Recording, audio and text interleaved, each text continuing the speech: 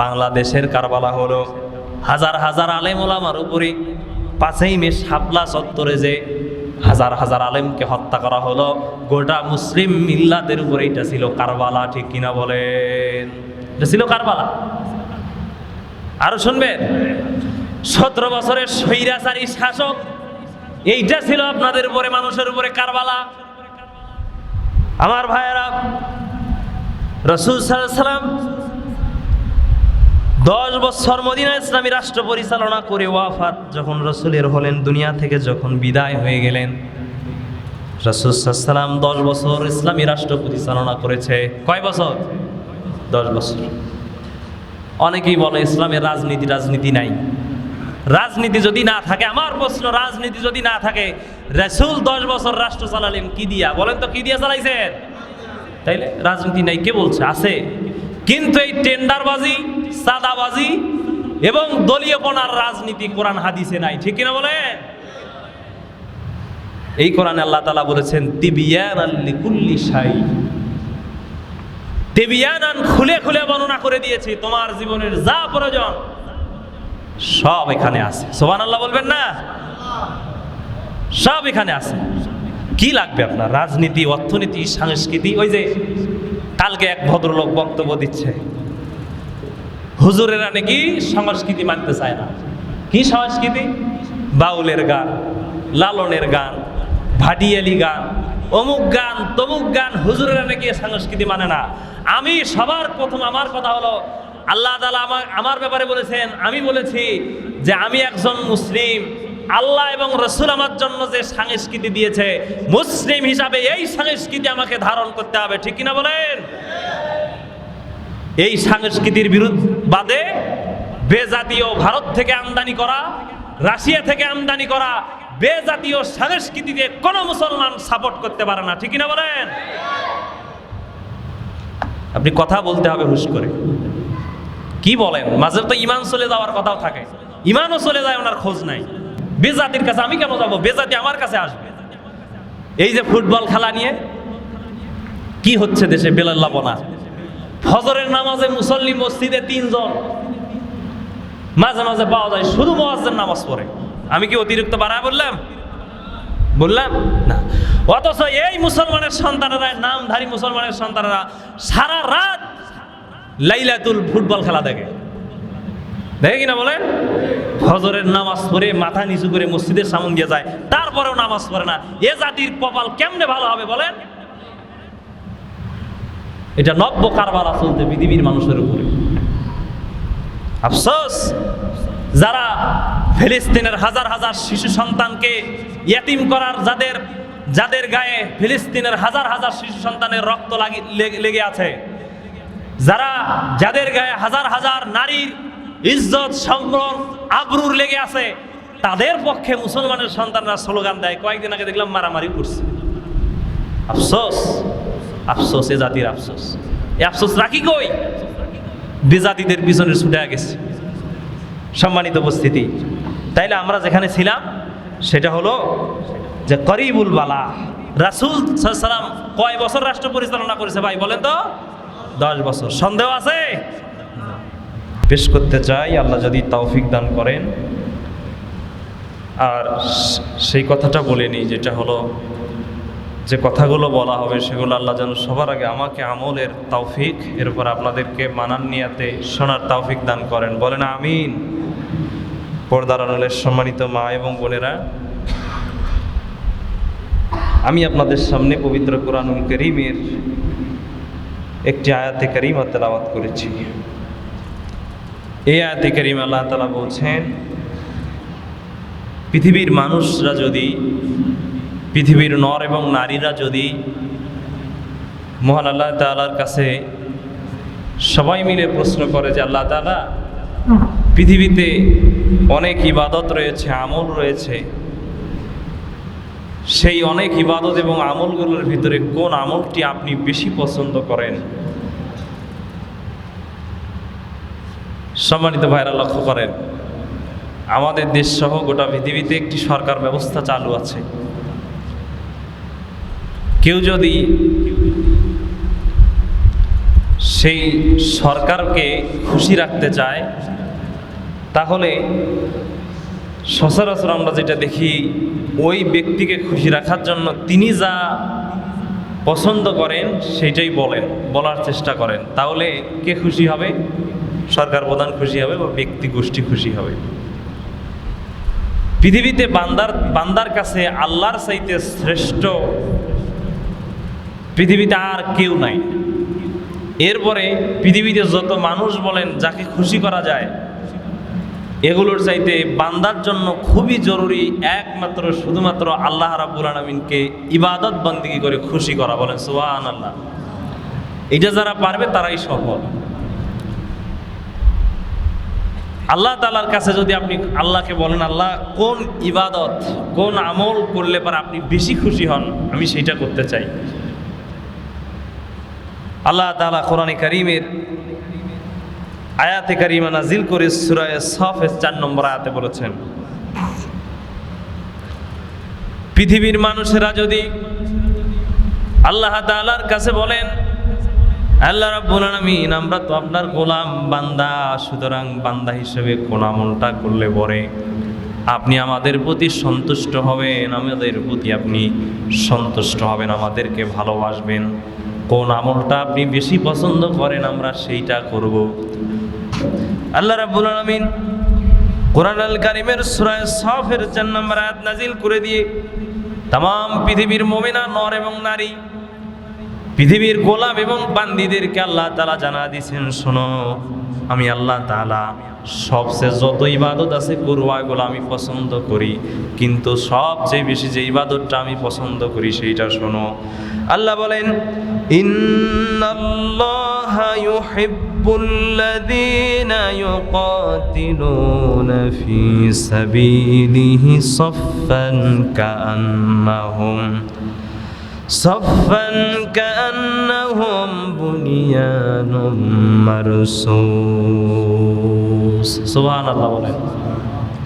আল্লাহ বলেন, পৃথিবীতে যত ইবাদত আমি তোমাদেরকে দিয়েছি, যত আমল তোমাদের জন্য নির্ধারণ করেছি, সব ইবাদত আমলগুলো আমি ভালোবাসি, করলে আমি পছন্দ করব, কিন্তু সবগুলোর চাইতে বেশি যেটাকে পছন্দ করি সেটা হলো ইন্নাল্লাহ, নিশ্চয় আমি আল্লাহ, ইউহিব্বুল্লাযীনা তাদেরকে ভালোবাসি, ইউকাতিলুনা ফি সাবিলিহি সাফফান, যারা সীসা ঢালা প্রাচীরের মতো ঐক্যবদ্ধ হয়ে আমার জমিনে আমার দিন কায়েমের জন্য কাজ করে, ওই আমলটাকে আমি আল্লাহ বেশি পছন্দ করি। বলেন সুবহানাল্লাহ। আল্লাহ যেটা পছন্দ করে ওইটা বেশি করা লাগবে না কম করা লাগবে? বলেন তো বেশি। ডাইরেক্ট কোরআনের আয়াত নাজিল করে বলেছে, আমি আল্লাহ এইটাই পছন্দ করি যে তোমরা সীসা ঢালা প্রাচীরের মতো কাঁধে কাঁধ মিলিয়ে আমার জমিনে আমার দিন প্রতিষ্ঠার জন্য ইউকাতিলুনা ফি সাবিলিহি সাফফা, সারিবদ্ধভাবে আমার জমিনে জিহাদ ফি সাবিলিল্লাহর জন্য কাজ করবে, এই আমলটা আমি আল্লাহ বেশি পছন্দ করি। বলেন সুবহানাল্লাহ। তাহলে এই আমলটা আমাদেরকে বেশি করতে হবে, কিন্তু এইটা কি আমরা করি না? এটা আমরা সবচেয়ে কম করি। যত ইবাদত করি, সবচেয়ে পৃথিবীর মানুষেরা যত ইবাদত করে সবচেয়ে কম ইবাদত এইটাই করে, এই আমলটা কম করে, কারণ এইটাতে রিস্ক আছে। কি আছে বলেন তো? রিস্ক আছে। সম্মানিত ভাইয়েরা, এই আমলের রিস্ক থাকলেও পরে যেহেতু আমার রব, আমার মনিব, আমার আল্লাহ তাআলা এই আমলকে বেশি পছন্দ করেন, বেশি ভালোবাসেন, সুতরাং মুমিন হিসাবে, মুমিনা নারী হিসাবে, মুমিন হিসাবে জান্নাতে যাওয়ার জন্য আল্লাহ তাআলার ওই ইবাদতটা যেটা আল্লাহ বেশি পছন্দ করে ওইটা করার দরকার আছে না নাই? বলেন আছে। এটা বেশি করে করতে হবে। সম্মানিত উপস্থিতি, দেখেন আল্লাহ তাআলা যত নবী রাসূল পাঠিয়েছিলেন, প্রত্যেক নবী রাসূলকে আল্লাহ তাআলা এই দিন প্রতিষ্ঠার এই কাজের কর্মসূচি দিয়ে জমিনে প্রেরণ করেছিলেন। শুধু তাই নয়, আপনার আমার নবী যিনি আখিরি জামানার পয়গম্বর জনাবে মুহাম্মদুর রাসূলুল্লাহ, মোহাব্বত নিয়ে বলেন সাল্লাল্লাহু আলাইহি ওয়াসাল্লাম, সেই নবীকে আল্লাহ তাআলা কোরআনে কারিমে জানিয়ে দিয়েছেন হুয়াল্লাযী আরসালা রাসূলাহু বিল হুদা ওয়া দীনিল হক লিইয়ুযহিরাহু আলাদ-দীনি কুল্লিহি ওয়ালাউ কারিহাল মুশরিকুন। আল্লাহ যেই রাসূলের ব্যাপারে গোটার যেই রাসূলের শানে আল্লাহ গোটা পৃথিবীকে ওয়াকফ করে দিয়েছেন, এই কোরআনের এমন কোনো পৃষ্ঠা পাবেন না যেখানে রাসূলুল্লাহর প্রশংসা আল্লাহ করেন নাই। যেই রাসূলকে আল্লাহ দুলক ফুলক ছাড়িয়ে সাত আকাশ পাড়িয়ে আল্লাহ তাআলা সর্বোচ্চ মর্যাদা দিয়ে তার আরশে মোয়াল্লায় নিয়েছেন, মিরাজ করিয়েছেন, যেই রাসূলের মুখের কথা আইন, তিনি যেই ব্যাপারে শরীয়তের যে বিধানের ব্যাপারে হা বলেছেন, দুইটা ঠোঁট দিয়ে যেই শব্দ ব্যাপারে হা বলেছেন বিধানের ব্যাপারে, তাম পৃথিবীর মানুষের জন্য কিয়ামত পর্যন্ত সেইটা হালাল হয়ে গেছে। আর যেই ব্যাপারে তিনি না বলেছেন গোটা পৃথিবীর মানুষের জন্য কিয়ামত পর্যন্ত সেটা হারাম হয়েছে। বলেন সুবহানাল্লাহ। সুপারলেটিভ পাওয়ার আল্লাহ তাআলা দিয়েছিলেন, সারে শরীয়ত প্রণেতা বানিয়েছেন, তার মুখের কথা আইন। সুবহানাল্লাহ বলবেন না? যেটা বলেছেন হা হালাল, যেটা বলেছেন না সেটা কি হয়েছে? হারাম। কিয়ামত পর্যন্ত হারাম হয়ে গেছে। সেই রাসূলকে আল্লাহ তাআলা হাবিবুল্লাহ বলেছেন, আর ইব্রাহিম আলাইহিস সালামকে খলিলুল্লাহ বলেছেন। খলিলুল্লাহ আর হাবিবুল্লাহ, খলিল মানেও বন্ধু, হাবিব মানেও বন্ধু। বলবেন পার্থক্য কি? খলিল বলা হয় ওই বন্ধুকে যেই বন্ধু তার আল্লাহকে, আল্লাহর জন্য এমন কোনো কাজ নাই যিনি করতে পারেন না, তাকে বলা হয় খলিল। আল্লাহ তাআলা ইব্রাহিমকে ছোট্ট বছরে বললেন তোমার পরিবার ছেড়ে দেওয়া লাগবে, ইসলামের জন্য ছেড়ে দিয়েছেন, কারণ তার বন্ধু আল্লাহ চেয়েছে। খলিল বলা হয় ওই বন্ধুকে যে বন্ধু আল্লাহকে খুশি করার জন্য যা প্রয়োজন তা ছাড়তে রাজি। আর হাবিব বলা হয় ওই বন্ধুকে, হাবিব মানে মুহাম্মদ সাল্লাল্লাহু আলাইহি ওয়াসাল্লামের যা প্রয়োজন আল্লাহ তাই দিয়ে তাকে খুশি করেছেন, একে বলা হয় হাবিবুল্লাহ।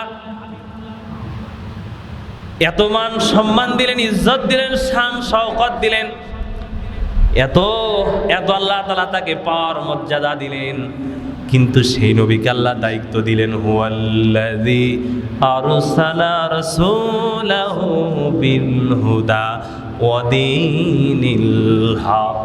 নবী হ্যাঁ, আপনাকে আমি হাবিবুল্লাহ বলেছি, আপনার জন্য এমন কোনো কাজ নাই যা আমি আল্লাহ পারি না, সব আপনার জন্য করব। আপনি যা চান তাই দেব, যা মুখে বলেছেন তাই হালাল, যা মুখে না বলেছেন তাই হারাম, যা আপনি করেছেন সেইটাই শরীয়ত, যা আপনি করেন নাই ওইটাই বেদাত, ওইটাই হারাম।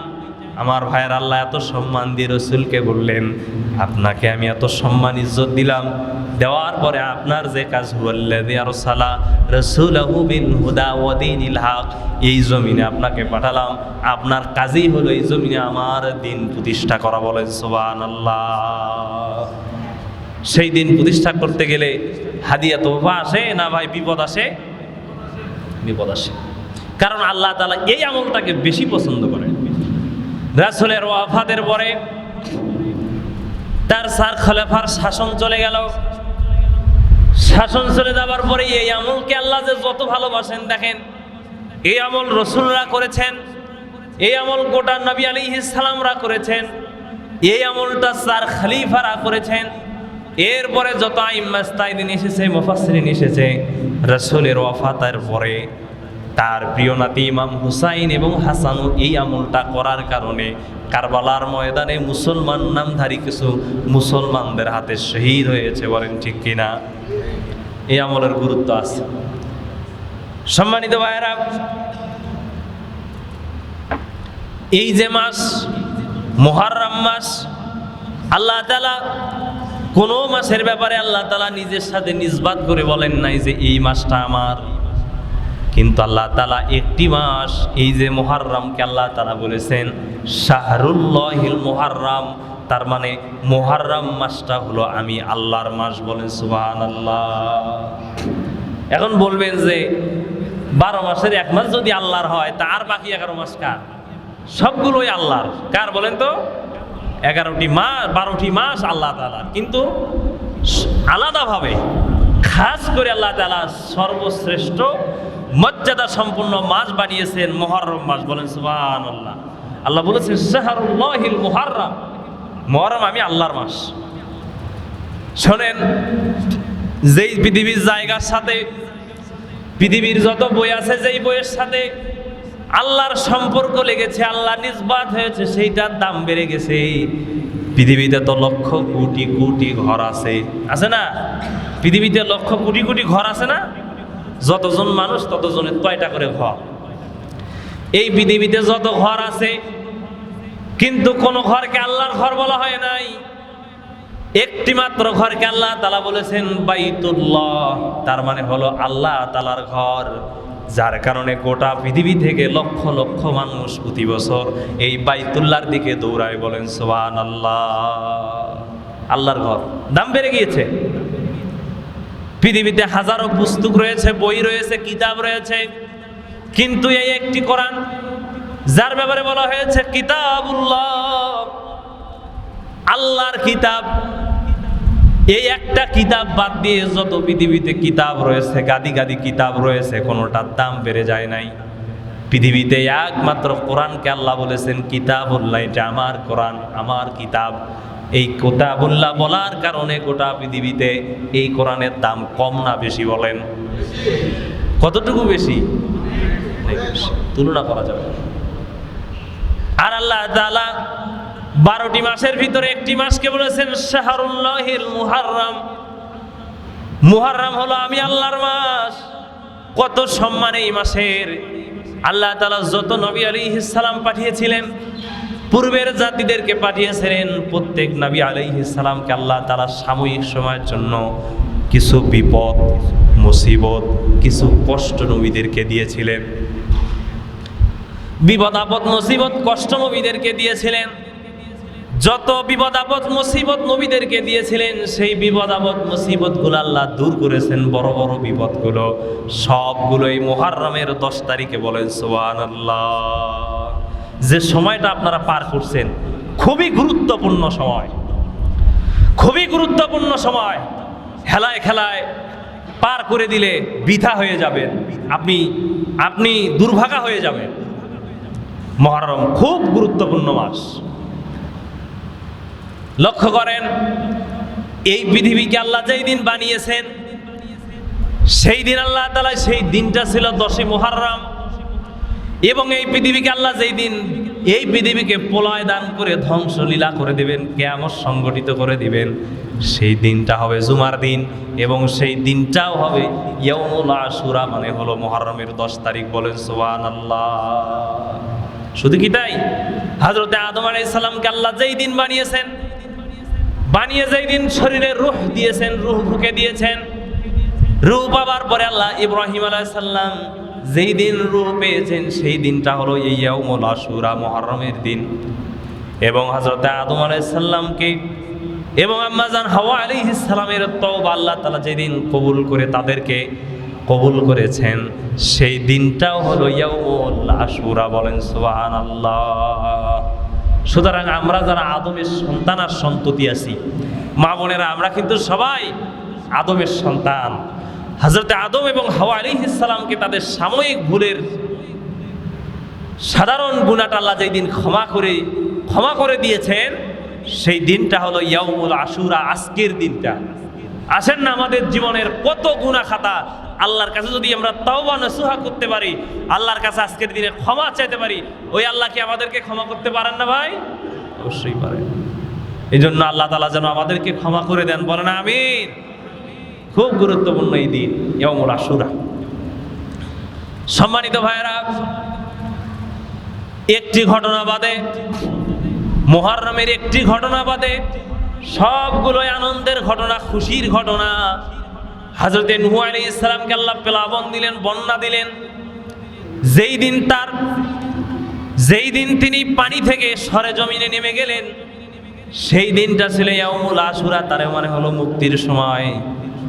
যারা রোগাক্রান্ত আছেন, রোগ ভালো হয় না, ভারত, পাকিস্তান, ইন্দোনেশিয়া, থাইল্যান্ড, তুরস্ক, রোগ ভালো করার জন্য লক্ষ লক্ষ কোটি কোটি টাকা ব্যয় করে দিয়েছেন। তারা লক্ষ্য করেন, হযরতে আইয়ুব আলাইহিস সালামকে আল্লাহ তাআলা রোগ দিয়েছিলেন 17টি বছর রোগ। শুধু রোগ দেন নাই, হযরতে আইয়ুব আলাইহিস সালাম একজন আল্লাহর নবী। এই আইয়ুব আলাইহিস সালামকে আল্লাহ রোগ যখন দিলেন, রোগ ক্রমান্বয়ে বাড়তে শুরু করেছে। আস্তে আস্তে তার জনপদের লোকেরা হযরত আইয়ুব আলাইহিস সালামকে জনপদ থেকে বের করে দিয়েছে, রাষ্ট্রে জায়গা দেয় নাই, এলাকায় জায়গা দেয় না, এলাকা থেকে বের করে দিয়েছে। স্ত্রী সন্তানেরা আইয়ুব আলাইহিস সালামের কাছ থেকে চলে গিয়েছে, পরিবার পরিজনরা চলে গিয়েছে। কারণ আইয়ুব আলাইহিস সালামকে আল্লাহ এমন ঘা দিয়েছিলেন, ওই ঘায়ের দুর্গন্ধে এলাকায় বসবাস করা যায় না। সমাজের লোক বের করে দিয়েছে, পরিবারের লোক ছেড়ে দিয়েছে, রাষ্ট্রের লোক ছেড়ে দিয়েছে, আত্মীয় স্বজনরা আইয়ুব আলাইহিস সালামের খোঁজ খবর নেওয়া বন্ধ করে দিয়েছে। আল্লাহ তাআলা তার একজন স্ত্রীকে তার কাছে রেখেছিলেন। স্ত্রী অনেক কষ্ট করে, আইয়ুব আলাইহিস সালামের একাধিক স্ত্রী ছিলেন, একজন স্ত্রী কষ্টের সময় ছিলেন। সেই আইয়ুব আলাইহিস সালামকে আল্লাহ যেই দিন রোগ থেকে মুক্তি দিয়েছেন, বালা দূর করে দিয়েছেন, আল্লাহ তাআলা আইয়ুব আলাইহিস সালামকে রোগ শোক ভালো করে দিয়া আবার রাষ্ট্রের জনপদের কাছে ফিরিয়ে দিয়েছেন। যেই দিনটা, সেই দিনটা হলো আজকের এই ইয়াউমুল আশুরা। বলেন সুবহানাল্লাহ। আপনার কি প্রয়োজন? আল্লাহর কাছে বলেন। আমরা তো আল্লাহরে ডাকতে পারি না ভাই, পারি? আল্লাহরে ডাকি না। যতটা নেতারে ডাকি, যতটা শাশুড়িরে ডাকি, শ্বশুরেরে ডাকি, যতটা নেত্রীরে ডাকি, যতটা এমপি মন্ত্রীরে ডাকি, তার কি কিঞ্চিৎ যার্রা পরিমাণ আল্লাহরে ডাকি? সে আল্লাহ কেমনে আপনার ডাকে সাড়া দেবে? সম্মানিত ভাইয়েরা, আল্লাহ কোরআনে বারবার আয়াত নাজিল করে বলেছেন, উদুনি আস্তাজিব লাকুম, বান্দা আমাকে ডাকো, তোমার জন্য আমি যথেষ্ট। কি প্রয়োজন তোমার? এই কথাটা আমি বারবার বলি, হাদিসটাও বারবার বলি।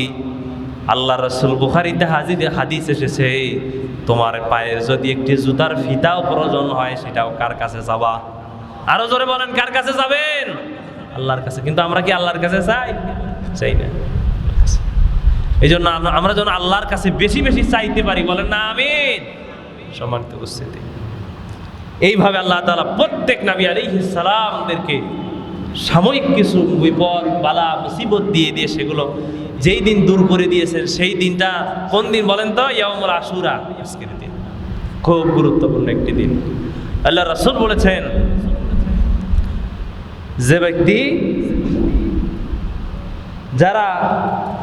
যে ব্যক্তি ইয়াউমুল আশুরার দিনে আফদালুস সিয়ামে বাদা রমাদান শাহরুল্লাহিল মুহাররম, আল্লাহ তাআলার কাছে রমজান মাসের রোজার পরে শ্রেষ্ঠ রোজা হলো ইয়াউমুল আশুরার রোজা। বলে সুবহানাল্লাহ।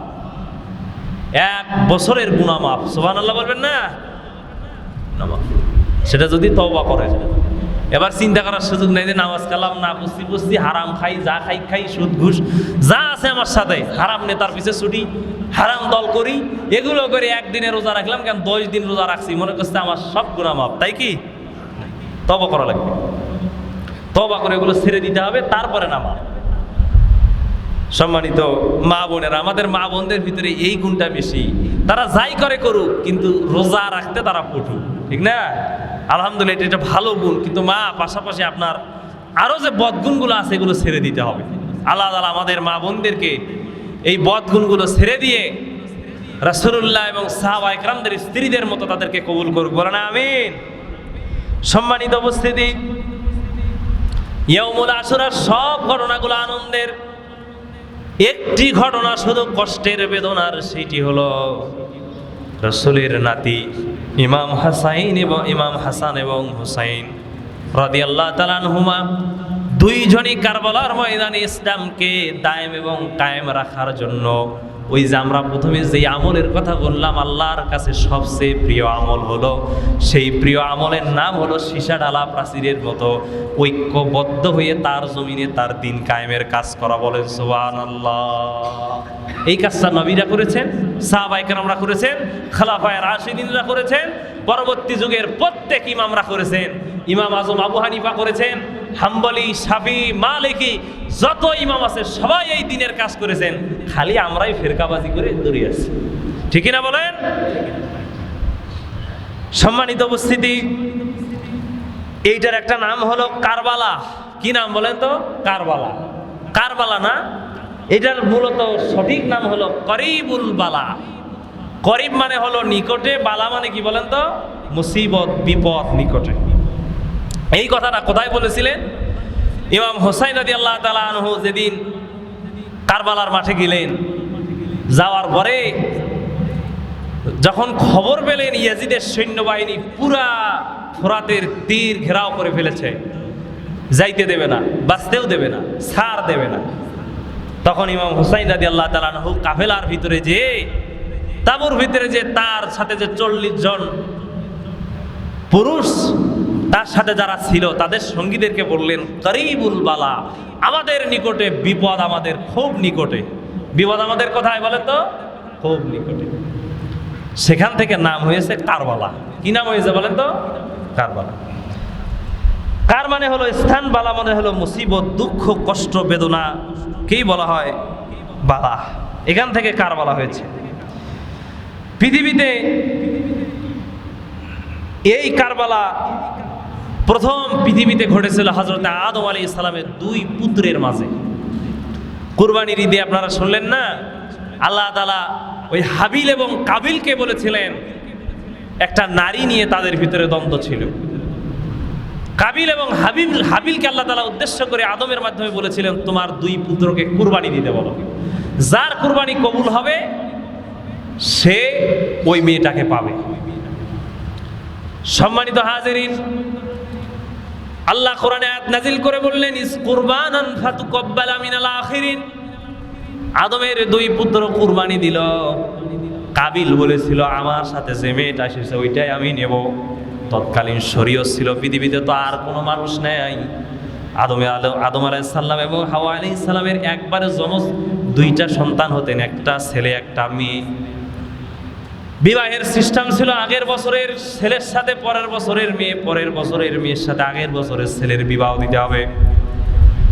কাবিল বলল, না, আমার সাথে যেটা, আমার ভাগে যেটা পড়েছে ওইটা আমি নেব না, শরীয়ত মানি না, আমি আমার সাথে যেটা এসেছে ওইটারে নেব। আল্লাহ বললেন, এর সমাধান হলো কুরবানি। কুরবানি দিল, কুরবানি দেওয়া হলো। কিন্তু কাবিলের নিয়ত খারাপ ছিল, আল্লাহ তার কুরবানি কবুল করলেন না, হাবিলের কুরবানি কবুল করলেন। কাবিল গোসায় ফেটে পড়লো, রাগান্বিত হলো, অহমিকায় বিদ্বেষে হাবিলকে হত্যা করে ফেললো, কারবালা ঘটা দিল। পৃথিবীতে প্রথম কারবালা ঘটিয়েছিল আদম আলাইহিস সালামের 2 পুত্র। সম্মানিত ভাইয়েরা, ইব্রাহিম আলাইহিস সালামের কারবালা কি ছিল? ইব্রাহিম আলাইহিস সালামের কারবালা ছিল, রাষ্ট্রের লোকেরা মুক্তিভার অপরাধে ইব্রাহিম আলাইহিস সালামকে আগুনে ফেলে দিয়েছিলেন। সে আগুনের ভিতরে 1 নয় 2 দিন নয় 40 দিন ইব্রাহিম আলাইহিস সালাম পড়েছিলেন। আল্লাহ তাআলা যতদিন ইব্রাহিম ওখানে পড়েছিলেন, হযরত ইব্রাহিম আলাইহিস সালাম পরবর্তী সময়ে তার নাতি এবং জনমানুষের সাথে গল্প করতেন। নমরুদের আগুনে আমি ইব্রাহিম 40 দিন যে আরাম এবং আয়েশে ছিলাম, পৃথিবীতে যতদিন আমি বেঁচে আছি আমার হায়াতে জিন্দেগিতে আর কোনোদিন এত আরাম আর আয়েশ আমি পাই নাই। বলেন সুবহানাল্লাহ। এটা ইব্রাহিম আলাইহিস সালামের কুরবানি। ইউসুফ আলাইহিস সালামের কুরবানি ছিল চরিত্রের। জুলাইখা এত সুন্দরী রমণী, সুরুষী তরুণী, এই জুলাইখা ইউসুফ আলাইহিস সালামকে ঘায়েল করতে চাইলেন, তার রূপ এবং যৌবনের দিকে ইব্রাহিমকে আকৃষ্ট করতে চাইলেন। ও পৃথিবীর যুবকেরা, আমি সহ বলছি, পৃথিবীর যুবকেরা, আজকে আল্লাহ কারবালা, আজকে যাদের আমাদের চরিত্র আছে, যৌবন আছে, আমাদের জীবনের সবচেয়ে বড় কারবালা হলো নিজের চরিত্রকে ধারণ করে রাখা, নিজের চরিত্রের উপরে অটল অবিচল থাকা হলো আজকের গোটা বিশ্বের মুসলিম যুবকদের উপরে কারবালা চলছে। ঠিক কিনা বলে? কারবালা, করিবুল বালা, বিপদ। চরিত্রকে সংরক্ষণ রাখতে হবে। আল্লাহ তাআলা আমি সহ আমাদের চরিত্রগুলোকে হেফাজত করুক, বলেন আমিন। সম্মানিত উপস্থিতি, ইউসুফ আলাইহিস সালামের চরিত্র ছিল, তার কারবালা ছিল চরিত্রের হেফাজত। কেমন কারবালা দেখছেন? 11টা দরজা বন্ধ করে দিয়া ইউসুফ আলাইহিস সালাম কে জুলাইখা আকৃষ্ট করার জন্য বলল, ওয়াকালা হাইতালা, ইউসুফ আমার দিকে আসো।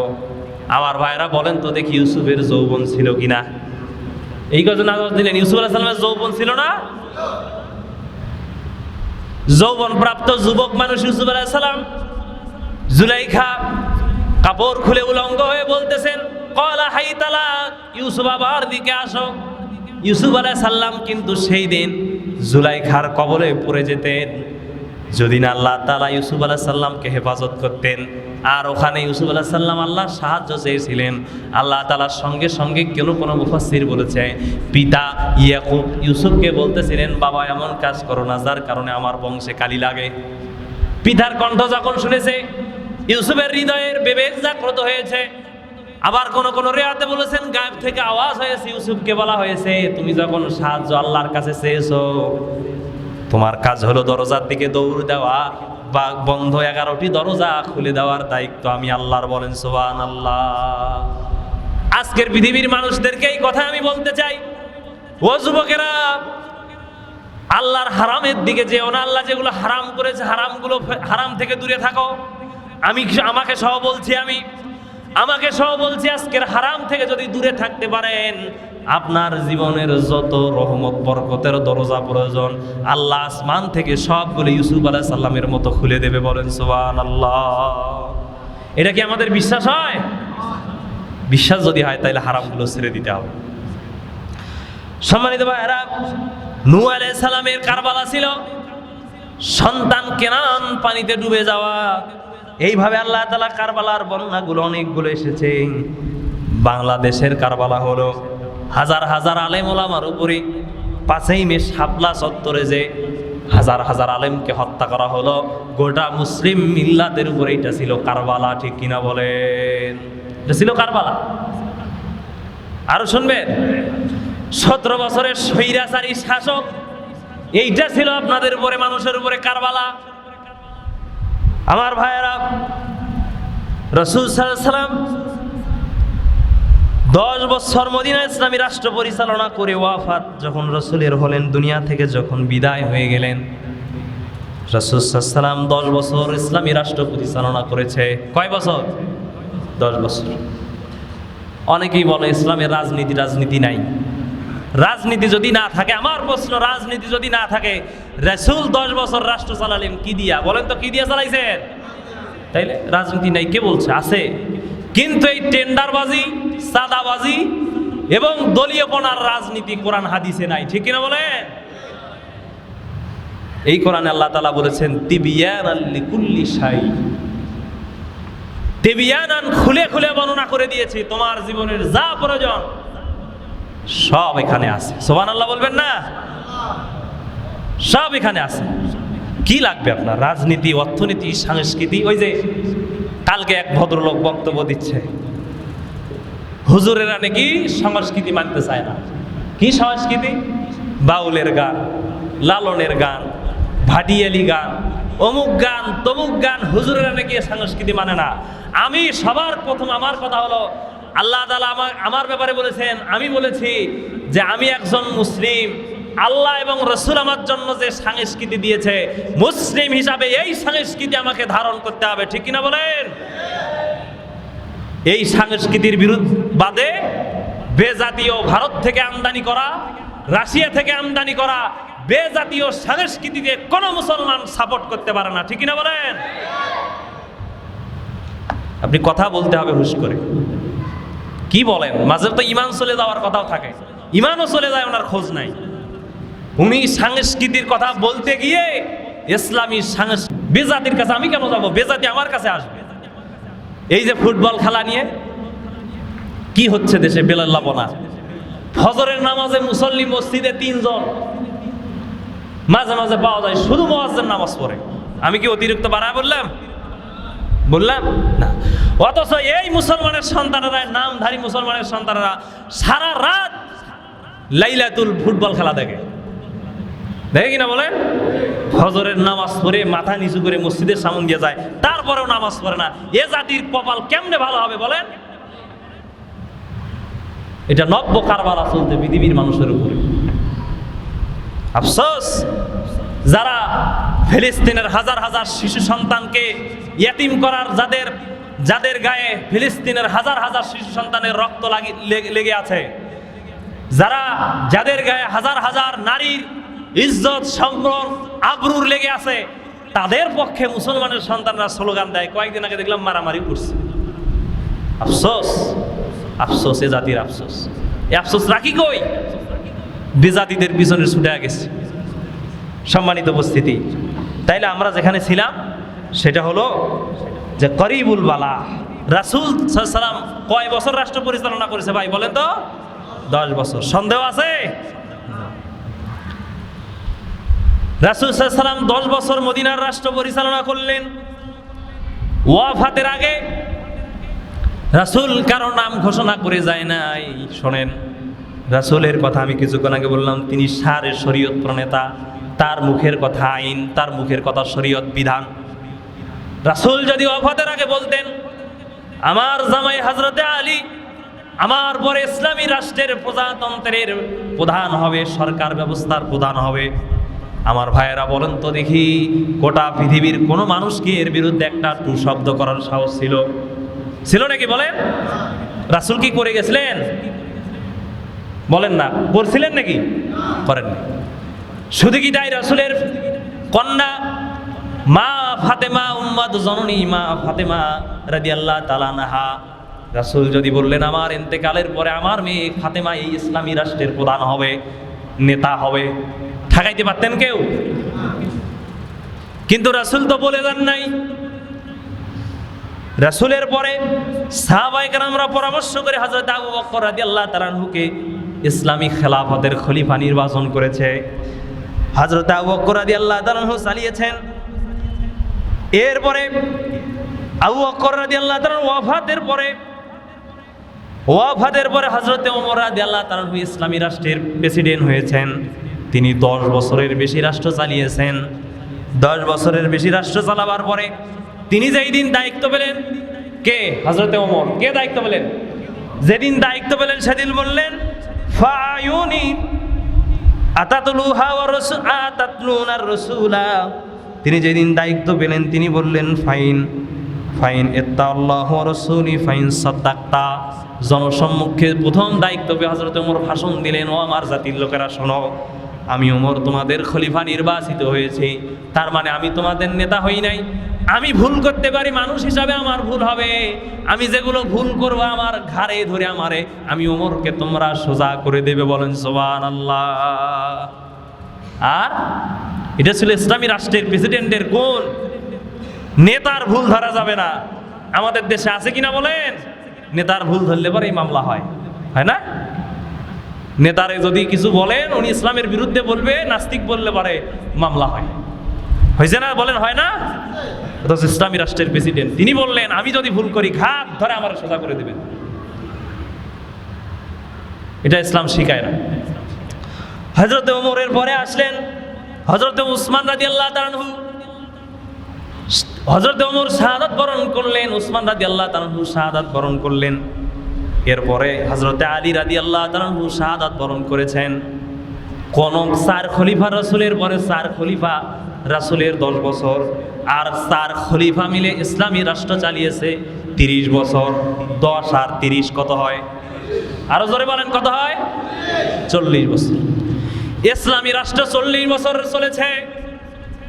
কোন খলিফা যাওয়ার আগে কোন নেতা নির্বাচন করে যান নাই, বলে যান নাই আমার পরে আমার ছেলে আমার সন্তানকে তোমরা খলিফা বানাইও। আমার ভাইরা লক্ষ্য করেন, এটা একটা গুরুত্বপূর্ণ ইবাদত।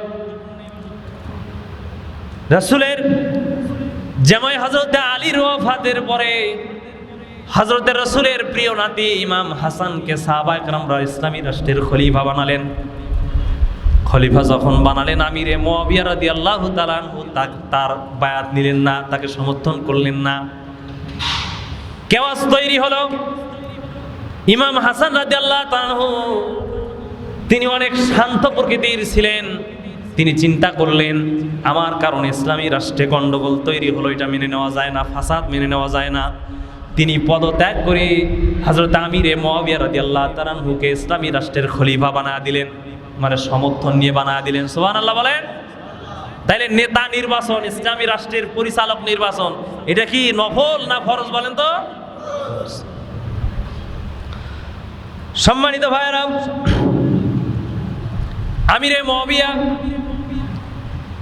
শাসন ক্ষমতায় থাকাকালীন সময় তিনি হঠাৎ করে একদিন ঘোষণা দিলেন, যেটা রাসূল করেন নাই, 4 খলিফা করেন নাই, তিনি সেইটা করলেন যে আমার পরে এই রাষ্ট্রের এই প্রজাতন্ত্রের শাসক হবে আমার ছেলে ইয়াজিদ।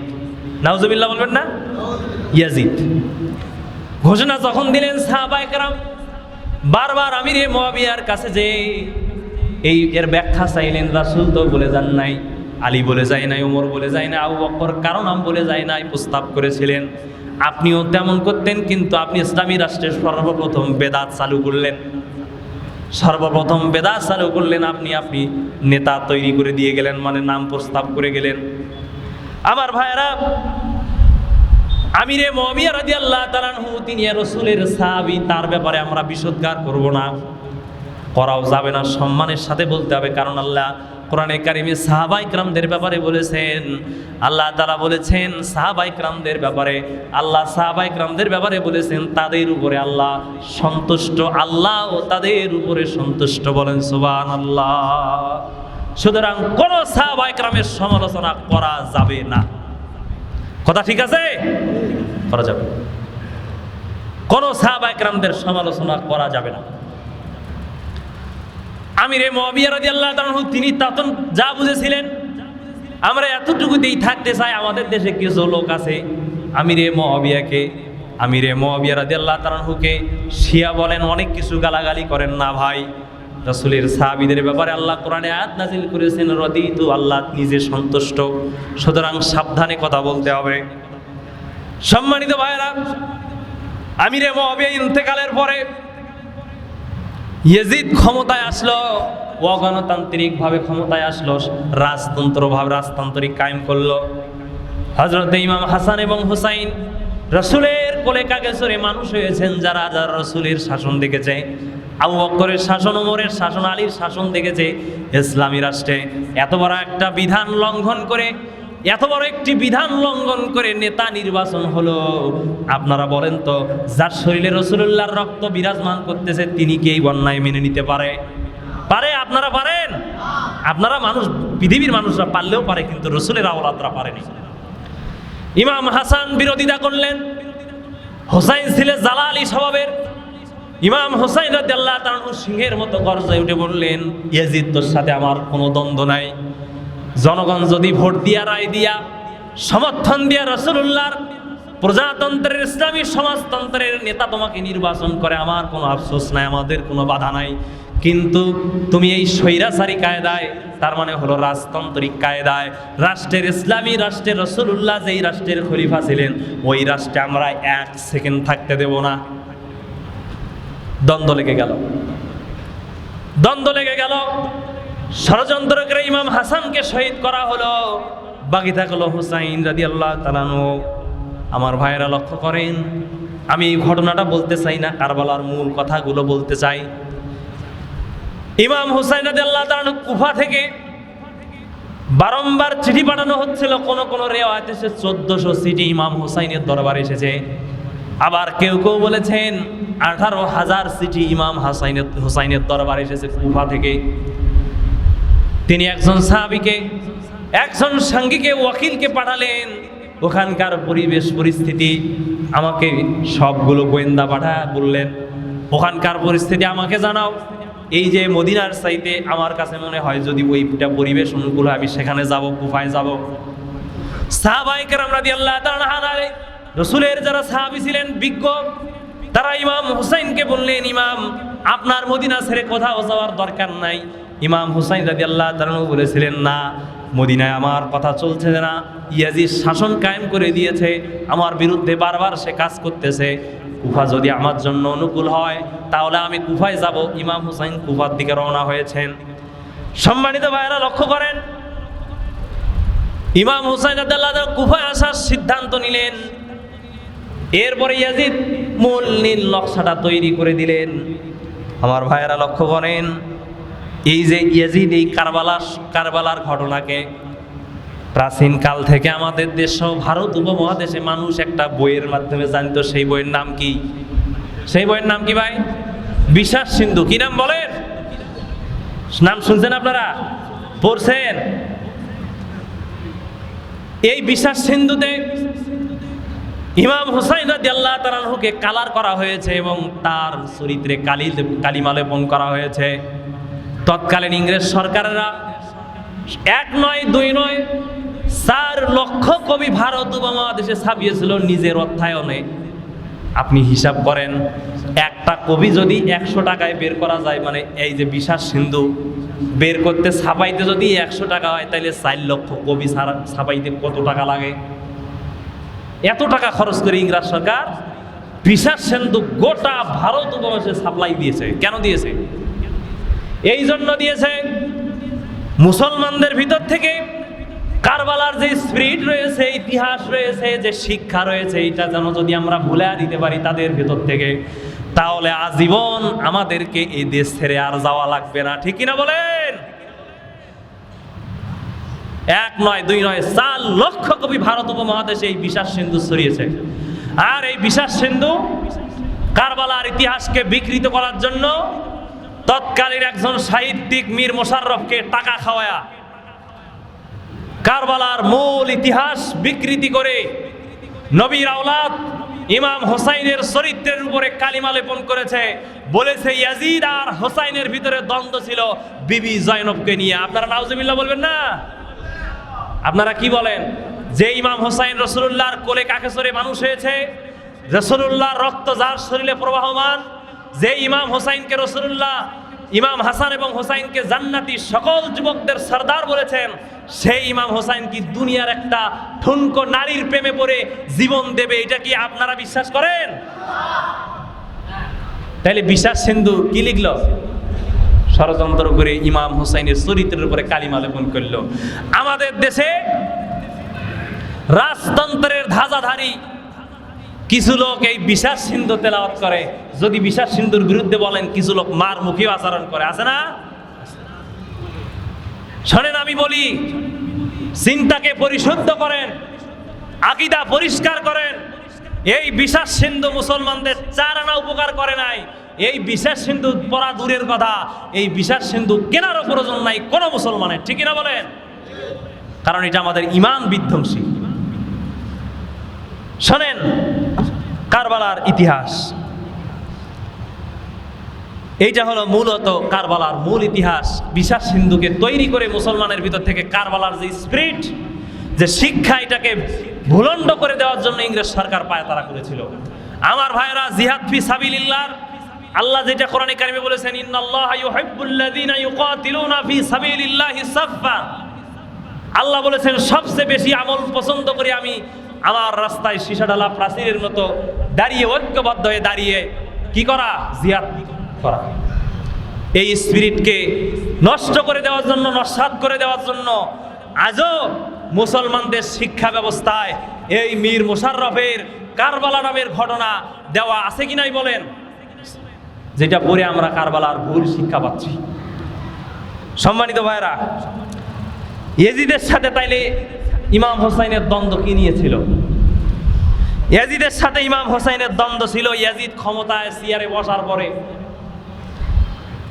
সবাই, অনেক লোক তার বায়াত গ্রহণ করেছে, তাকে নেতা মেনে নিয়েছিল। কিন্তু ইমাম হোসাইনের সাথে রাসূলুল্লাহর সাহাবী এবং ইমাম হোসাইনের অনুসারী যারা ছিল, তারা কেউ ইয়াজিদের বায়াত গ্রহণ করেন নাই। ঠিক না বলেন? এইটা ইয়াজিদের কলিজায় অনেক কষ্ট ছিল। ইয়াজিদ চিন্তা করতেছিল, আমি ক্ষমতায় বসলাম, আমি দেশের রাজা, আমি এখন ক্ষমতার সবচেয়ে বড়, কিন্তু আমার কথা হোসাইন আর তার গ্রুপ শোনে না।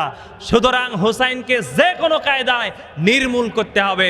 সেই জন্য সে কারবালার ঘটনা ঘটিয়ে এবং ইমাম হোসাইনকে কুফায় ষড়যন্ত্র করে নিয়ে গিয়ে ইমাম হোসাইনকে শহীদ করেছে। ঠিক কিনা বলেন?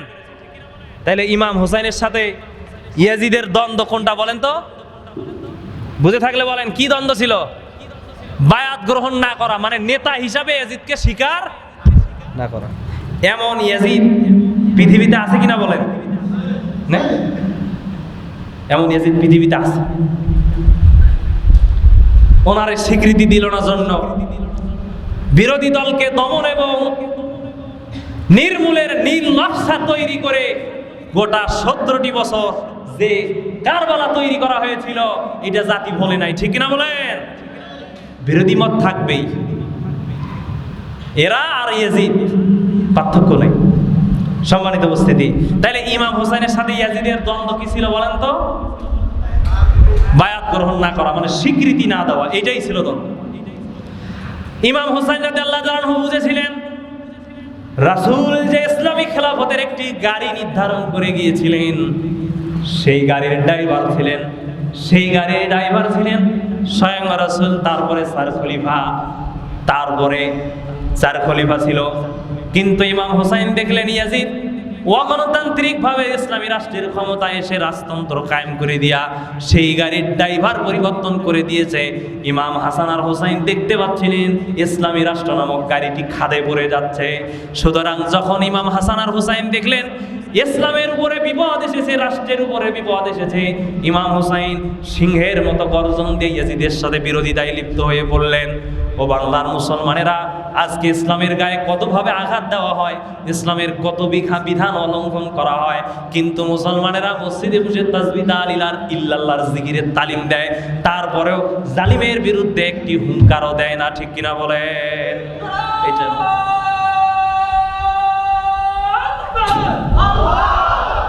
না স্লোগান দেওয়ার দরকার। সম্মানিত ভাইরা, হাজার অন্যায় সমাজে চলে, বলে না, অথচ ইল্লাল্লাহ জিকিরের তালিম দেয়, সুবহানাল্লাহ জিকিরের তালিম দেয়। এই যে মুহররম আসছে, মসজিদে মিলাদ হবে, আলোচনা সভা হবে, কি নেবেন তো এটা। ইমাম হোসেন জীবন দিয়েছেন, এলাকা ছেড়েছেন, কল্লা দিয়েছেন, তারপরেও বাতিলের কাছে মাথা নত করে নাই। আপনি মুসলমান, ইমাম হোসেনের অনুসারী, আপনার মাথাও নত বাতিলের কাছে হবে না। এটা মুহররম শিখায়।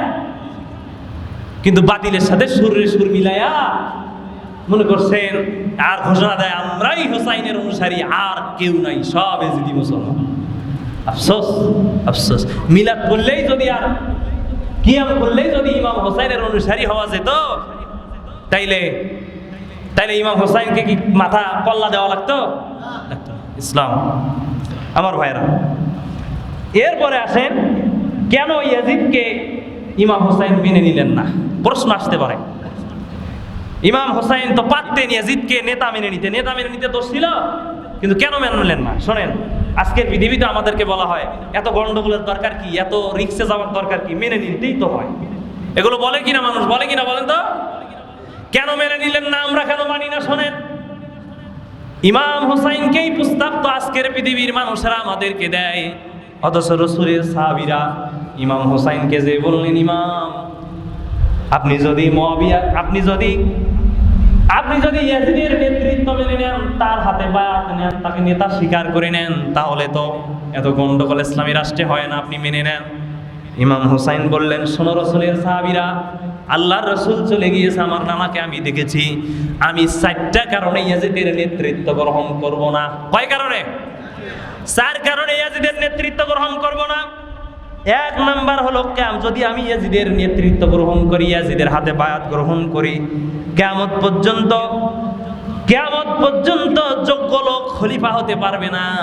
সুতরাং রাসূল যেভাবে খলিফা নির্বাচন করে গিয়েছেন, সাহাবায়ে কেরামরা যেভাবে শিখিয়েছেন, এই ইয়াজিদের যদি আমি নেতৃত্ব মেনে নেই, তার হাতে বায়াত গ্রহণ করি, ইয়াজিদকে যদি নেতা গ্রহণ করি, তাইলে সবচেয়ে বড় ইসলামী রাষ্ট্রে কিয়ামত পর্যন্ত রাসূলের উম্মতেরা যোগ্য নেতা আর খুঁজে পাবে না। বলেন নাউজুবিল্লাহ। এটা কি সহজ নাকি? 1 নাম্বার কারণ, রাসূলের সাহাবীকে ইমাম হোসেন বলেছিলেন, এই জন্য মেনে নেব না। শোনেন, এইটা যদি ইমাম হোসেন মেনে নিতেন, তাহলে ওই যে আমাদের দেশে পীর আছে, সব পীর নেই।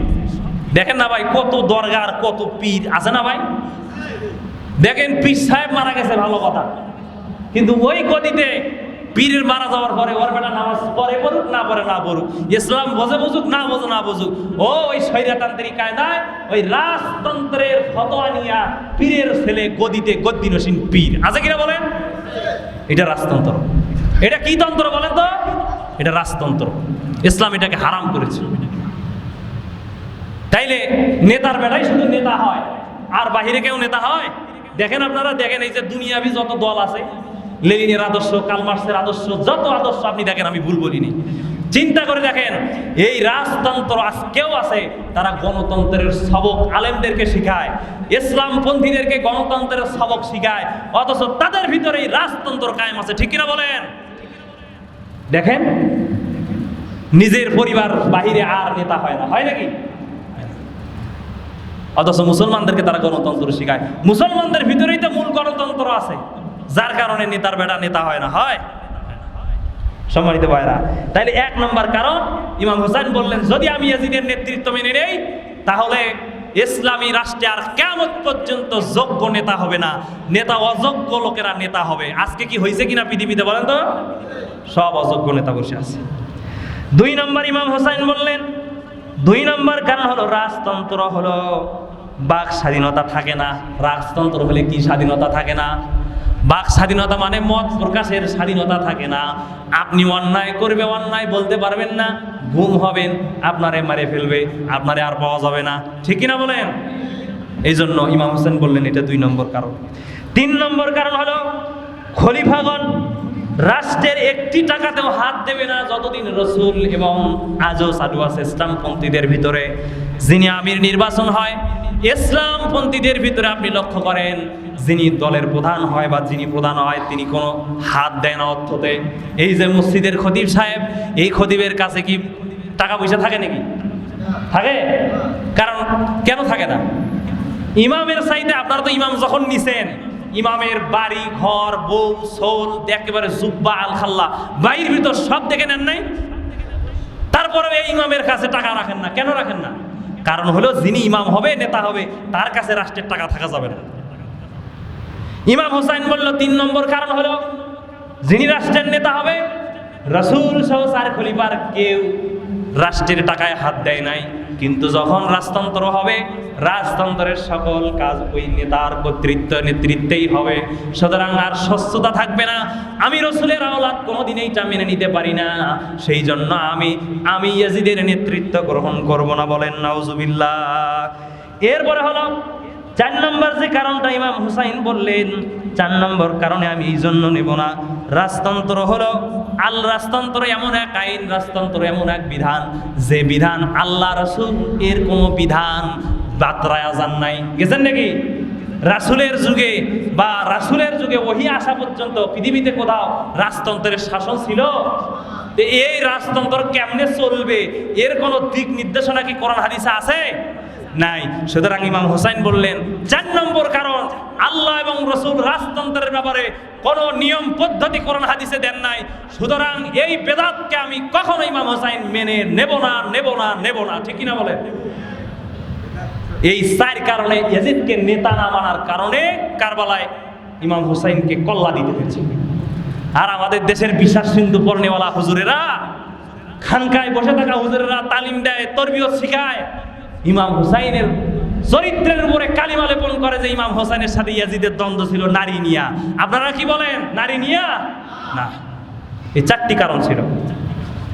এবার আসেন, আমি চলে আসছি শেষের দিকে। এরপরে হলো জান বাঁচানো ফরজ।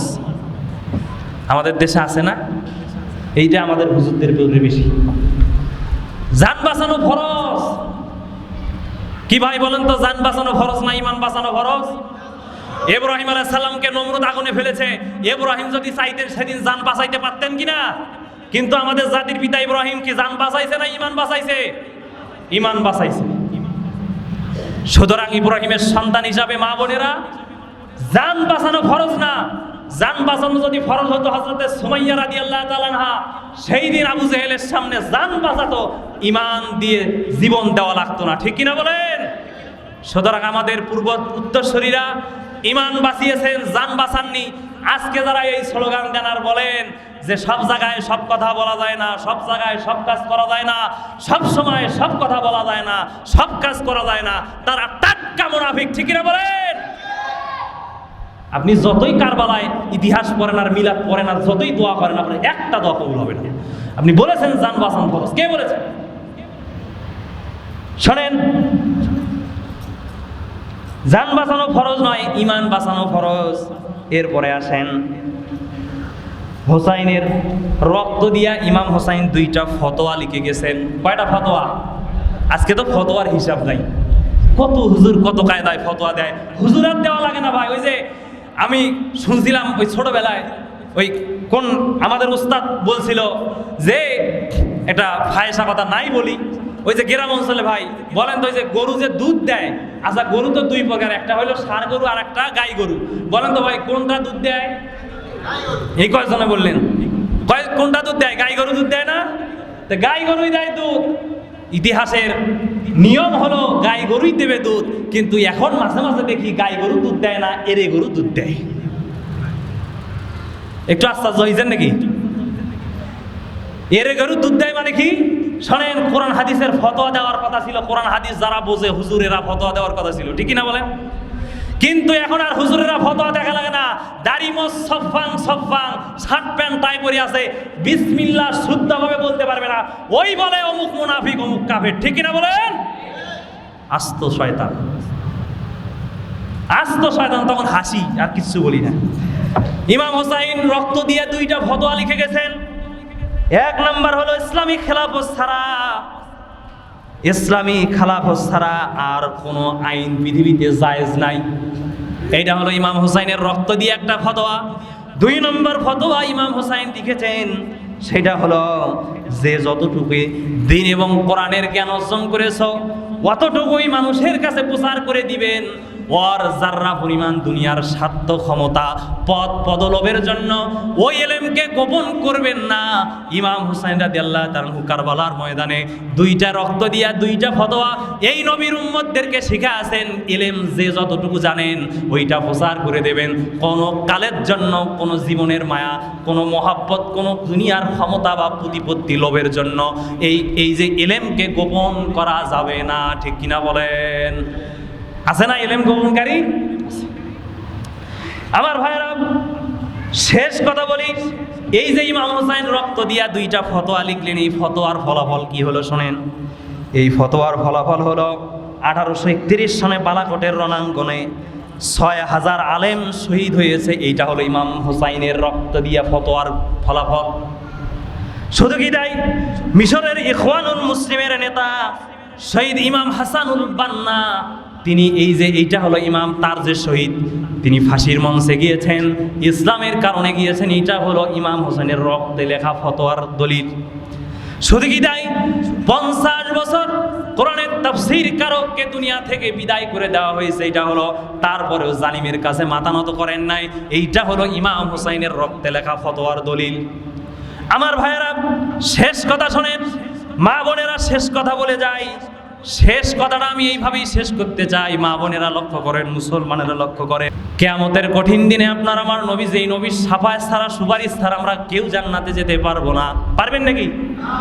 সেই নবী আল্লাহর সামনে লক্ষ কোটি কোটি মানুষের সামনে মাথা ফাটা এবং দাঁত ভাঙ্গা অবস্থায় কিয়ামতে উঠবেন।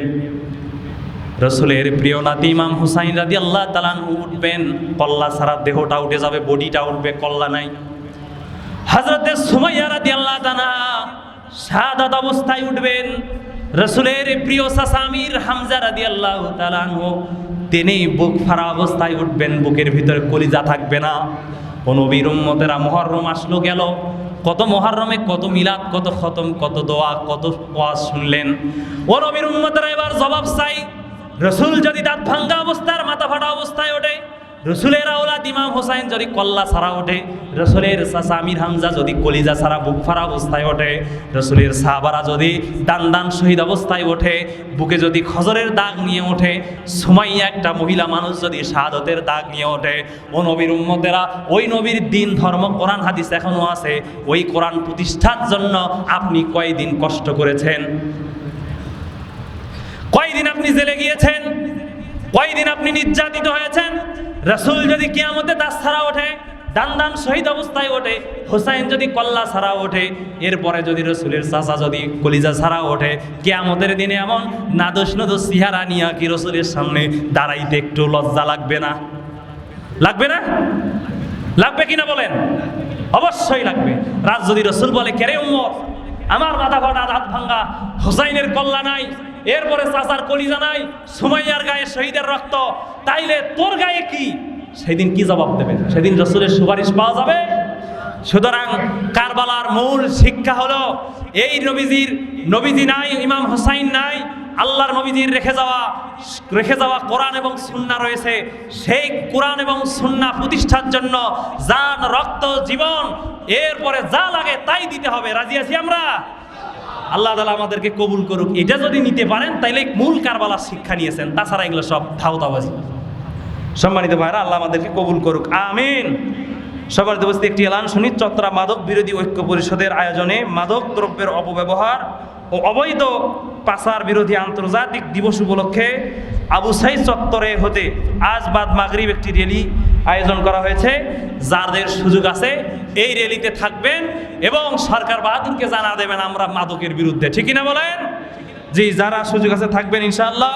সম্মানিত উপস্থিতি, আপনাদের মসজিদে ঢোকার আগে কিছু দান বাক্স রয়েছে, যার যতটুকু সাধ্য রয়েছে আল্লাহর হস্তে মুহররমের এই দিনে একটু আপনাদের হাতকে প্রসারিত করে দান করবেন ইনশাআল্লাহ। আল্লাহ তাআলা আমাদেরকে কবুল করুক, আমিন। যারা সুন্নত পড়েনি সুন্নত পড়ে নি। আসসালামু আলাইকুম ওয়া রাহমাতুল্লাহ।